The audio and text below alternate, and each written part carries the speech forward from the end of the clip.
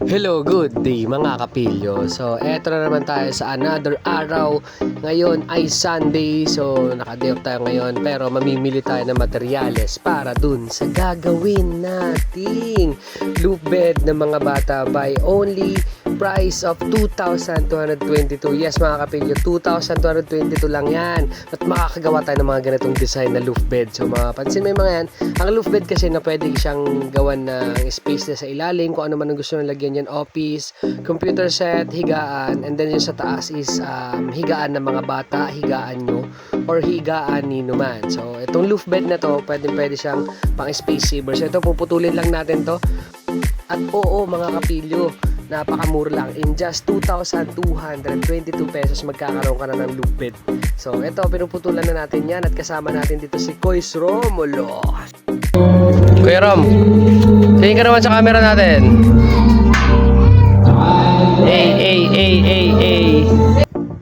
So yan, si Kois Rom, ito yung skilled welder natin na napakatindi nito, napakagaling nito gumawa.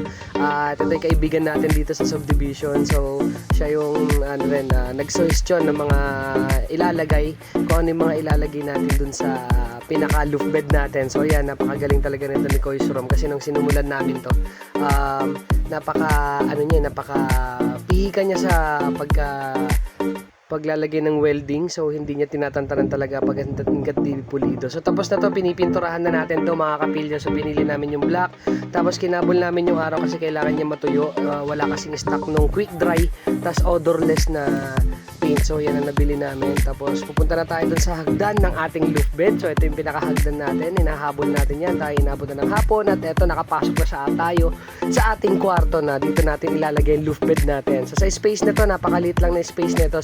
So madalas kasi ng mga space na ito, nilalagyan talaga ng loop bed para at least maximize natin yung space. Kung ilan yung kakasya, kahit marami kayo, siguro sa mga space na to, kasya yung mga 5, 6, maximum ng 6. Pero ito ay 6 feet, mahigit lang to, 6 feet mahigit lang to yung lapad sa kahaba. So ito, ispatan lang ni Kuya Roms ito. So nagtataka kayo kung bakit 2,222 lang yung natin, yung nagastos natin dito sa loop bed na to. Kasi ito, ilalatag natin yung resibo natin later on at lalatagan natin. Ipapaliwanag ko sa inyo bakit naging 2,222. Kasi yung 2,222 yun lang ay mga materyales lang yun. So hindi pa ito kasama doon sa bibigay natin doon sa skilled na gagawa. Pero kung meron kang skill na marunong kang mag-welding or what, ikaw nagagawa nun. So ito yung resibo natin. So bumili tayo ng mga tatlong tubular na 1x2, tapos dalawang 1x1, tapos meron tayong cutter dyan, meron tayong thinner, saka yung mga pang-cutter. So umabot lang to ng 2,222 mga kapilyo. So yan lang yung price ng materials na yan. So pag may skill ka, ikaw na gumawa para hindi ka na magbayad ng tao. Pero kung wala kang skill na masyado or kaya mo namang gawin, ikaw na gumawa, pero pag hindi kaya, pwede ka maghanap ng tao na skill para siyang gumagawa. So eto na yung ginawa ni Kois Romulo. Napakaganda na niyan. Let's go!